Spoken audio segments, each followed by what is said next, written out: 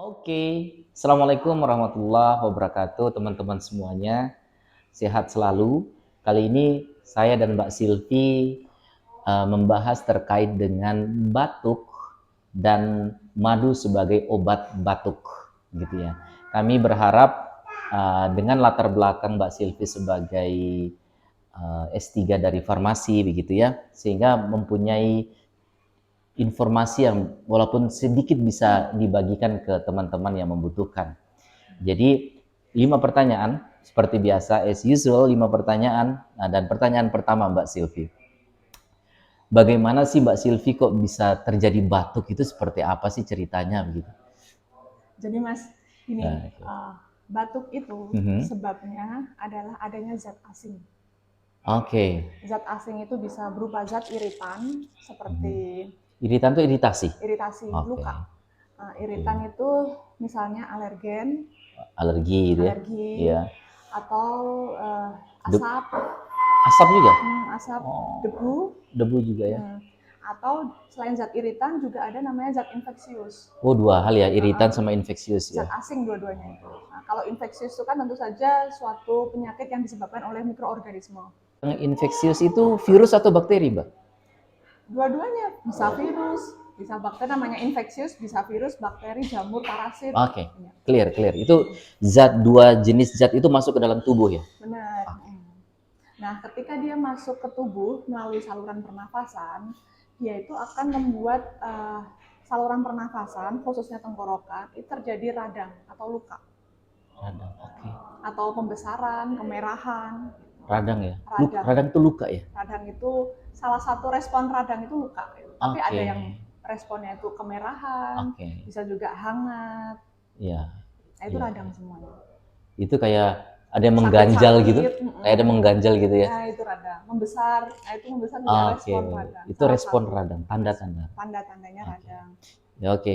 Berarti ada dua zat tadi itu masuk ke dalam tubuh, yaitu infeksius maupun eh, apa zat iritasi tadi ya. Zat iritan. Kemudian dua zat ini mengakibatkan terjadinya radang di tenggorokan. Benar. Oke. Nah, sampai Kemudian di situ setelah terjadi radang, radang ini akan memberikan sinyal ke otak untuk mengeluarkan dua zat asing tersebut, dua jenis zat asing tersebut. Zat asing apa saja harus dikeluarkan gitu. Nah, mengeluarkannya dengan cara apa? Dengan cara batuk. oh, Begitu. berarti yang kita batuk itu sebenarnya Respon membantu normal. tubuh, Iya, membantu tubuh. benar, membantu tubuh dan merupakan suatu respon normal. Oke. Oke, berarti eh, lalu apakah otak memancing hormon tertentu mengeluarkan sesuatu sehingga kita batuk atau gimana Nah, ceritanya? batuk itu ada dua jenis. Yang pertama batuk kering, Oke. yang kedua adalah batuk berdahak. Oke. Nah, yang batuk kering itu otak merespon dengan cara mengeluarkan zat kimia yang namanya NMDA. N, nano, mama, delta, Ya, alpha. alfa, NMDA. Oke. Nah, zat NMDA ini yang menyebabkan kita untuk mengeluarkan yang namanya batuk kering. Oh, mekanisme batuk kering gitu ya. Oh, oke. Oke. Itu yang batuk kering. Kemudian yang batuk yang berlendir atau berdahak, ini otak menyuruh tubuh untuk mengeluarkan lendir di daerah tenggorokan. Itu yang basah. Itu yang basah. Itu Oh, sebabnya namanya batuk berdahak. oke. Tujuannya apa yang batuk berdahak? Tujuannya agar lendir-lendir di tenggorokan itu memerangkap zat asing tadi, memerangkap ya, Ya, memerangkap. zat asing untuk tidak masuk lebih jauh ke dalam tubuh. Oh, Gitu. oke. Berarti ini hal baru buat saya nih, mungkin karena saya kurang baca ya. Berarti batuk itu adalah mekanisme yang diciptakan tubuh untuk mengeluarkan dua jenis zat asing tadi, yaitu yang infeksi maupun yang iritasi tadi ya, yang mengakibatkan radang ya. Oh, thank you banget Mbak Silvi, clear itu. Jadi urutannya seperti itu ya Mbak Silvi ya. Yang pertama, dua zat asing, yaitu iritasi sama infeksi, masuk ke dalam tubuh. Kemudian zat asing ini membuat radang dalam tenggorokan. Kemudian radang itu memberitahu ke otak bahwa terjadi hal peradangan di tenggorokan. Kemudian otak itu mengirimkan yang pertama NMDA untuk merangsang terjadinya batuk kering. Benar. Yang kedua adalah lendir ya Mbak ya. Benar. Namanya lendir ya? Lendir. lendir untuk mengkondisikan batuk basah. Jadi di antara solusi ini ada dua, itu semuanya batuk. Berarti batuk itu mekanisme yang dibutuhkan tubuh berarti ya. Benar. Yang diciptakan tubuh, yang dibutuhkan tubuh untuk mengeluarkan zat asing begitu ya. Benar. Oke, saya baru tahu. Kurang baca berarti saya ya. Oke, sekarang setelah tahu sebabnya batuk begitu, yang kedua, bagaimana obat bekerja pada batuk itu? Obat bekerja tergantung dari dua jenis batuk tadi. Oke. Ada batuk kering sama batuk berdahak. Nah, yang batuk kering dulu. Yang batuk kering itu ada obat yang namanya penekan NMDA. Jadi dia kan tadi ada zat namanya NMDA ya. Yang dikeluarkan oleh tubuh karena butuh. Karena butuh tadi obat menekan NMDA. Contohnya nama obatnya itu dextromethorphan, dextro gitu aja. Yeah. Nah, dextromethorphan ini menekan NMDA sehingga batuk kering tidak terjadi. Oke, aku masih bingung tapi lanjut. Nah, itu yang batuk kering. Lalu yang batuk basah, batuk berdahak itu ada obat, ada dua jenis cara kerja. Yang pertama dengan cara memecah polisakarida dahak atau lendir sehingga lebih mudah untuk dikeluarkan. Ini masuk. Ya, masuk. Contohnya Ambroxol. Oke. Nama obatnya, jenis obatnya.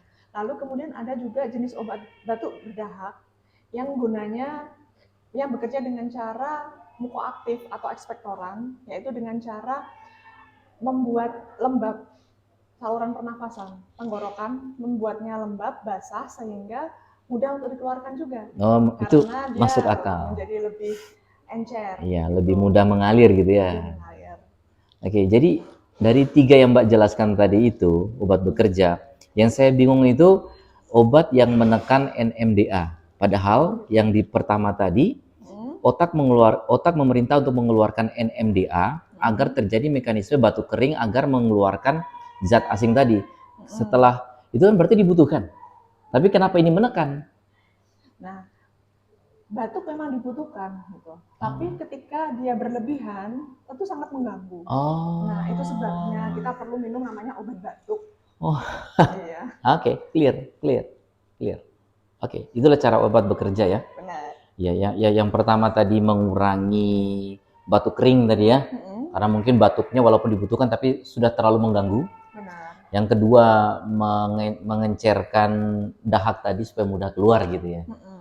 Oke, kalau kami di perminyakan juga ada tuh.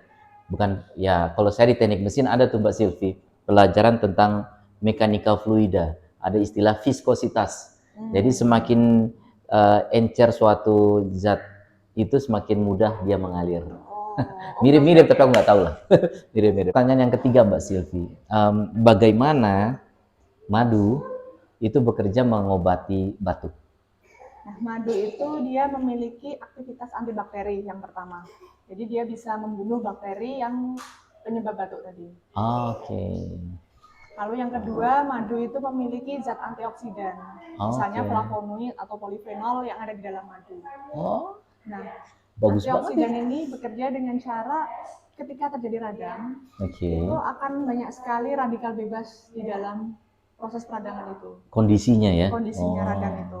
Nah, madu yang memiliki zat antioksidan itu akan menetralkan zat radikal bebas yang penyebab radang. Gitu. Berarti ketika radang itu terjadi, di situ kondisinya itu banyak oksidan ya? Nah, zat oksidan. Iya, sehingga berbahaya bagi tubuh ya? Iya. Lalu untuk tenggorokan maksudnya ya? Kemudian madu itu bisa menjadi solusi karena antioksidan.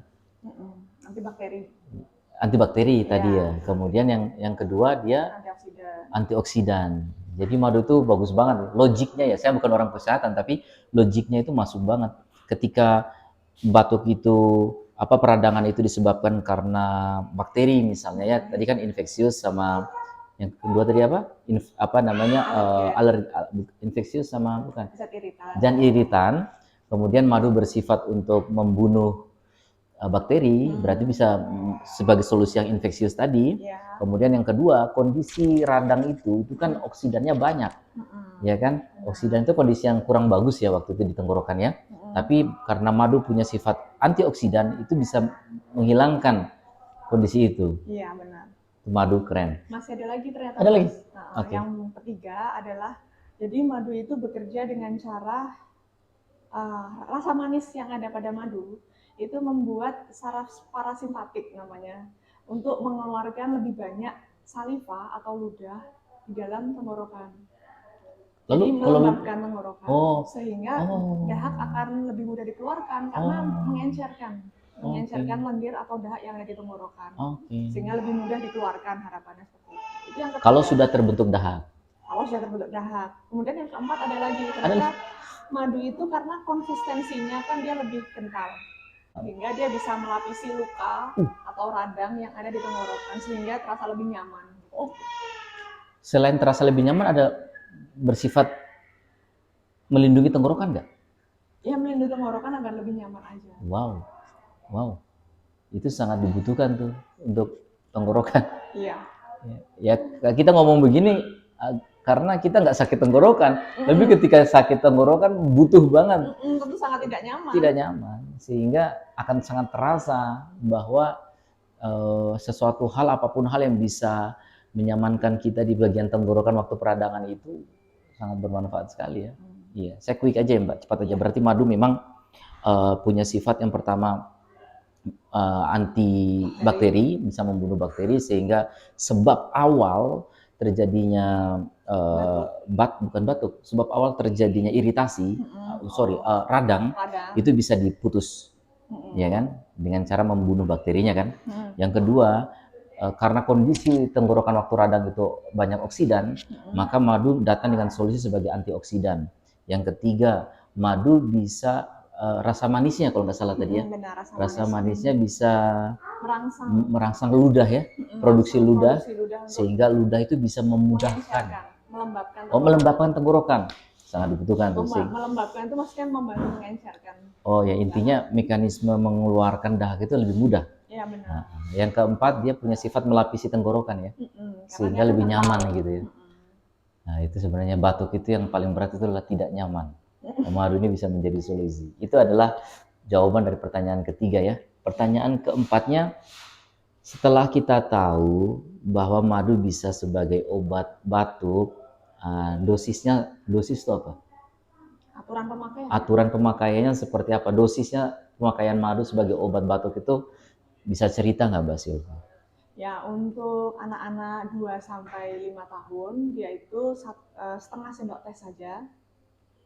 Oke. 1 kali sehari, sebaiknya sebelum tidur. Sebelum tidur malam? Malam. Oke. Kemudian untuk usia 6-12 tahun. Tadi 2-5 ya? 2-5. Sekarang 6-12. 6-12 tahun, yaitu 1 sendok teh. Iya, aturan itu dari mana Mbak? Biasanya sudah ada penelitian sebelumnya. Udah baku ya? Oke. Ya teman-teman bisa cek lagi lah ya untuk memvalidasi informasi ini. Siapa tahu ada pendapat-pendapat lain ya, kita nggak tahu ya. Benar. Tapi yang kita tahu itu 2-5, setengah sendok teh 1 kali sehari sebelum tidur sebaiknya, agar tidurnya nyaman. Iya, sehingga nyaman aja. Istirahatnya cukup. Iya. Kalau istirahat cukup, tubuh kuat. Iya, kan lebih banyak. Kayak orang kesehatan aja. Oke. Kemudian kuat untuk menghadapi bakteri virus tadi. Betul. Ya, saya pakai logika aja sih. Kemudian yang kedua di usia 6-12 itu 1 sendok teh. 2 kali sehari. 2 kali sehari. 2 kali. 1 juga boleh, 2 juga boleh. Oke. Karena dia ini kan sifatnya obat-obat herbal ya. Jadi tidak terlalu strict pemakaiannya. Oke. Di atas 12 tahun? Di atas 12 tahun 1 sendok makan 2 kali sehari. Sama dong dengan yang 6-12. Tadi 1 sendok teh. Oh, sendok teh sama sendok makan bedanya apa? Beda. 1 sendok teh itu lebih kecil dibandingkan 1 sendok makan. Oke, clear. Ini pertanyaan terakhir nih. Apakah dengan kita sudah tahu manfaat madu tadi itu, cara penggunaannya tadi seperti itu, apakah ada batasan nggak ya Mbak? Pantangan siapa yang tidak boleh minum madu, atau madu ini pantangannya apa sih? Gitu. Kalau ada. Pantangannya tuh hanya untuk anak-anak di bawah 1 tahun. Oke. Jadi untuk anak-anak di bawah 1 tahun itu belum memiliki antibodi Oke. yang melawan bakteri botulinum namanya. Oke. Sementara di madu itu dikhawatirkan ada bakteri yang namanya bakteri botulinum, sehingga Oke. menyebabkan penyakit botulisme. Oke, berarti di bawah 1 tahun. Di bawah 1 tahun. Setelah 1 tahun itu sudah punya cukup antibodi untuk melawan botulisme.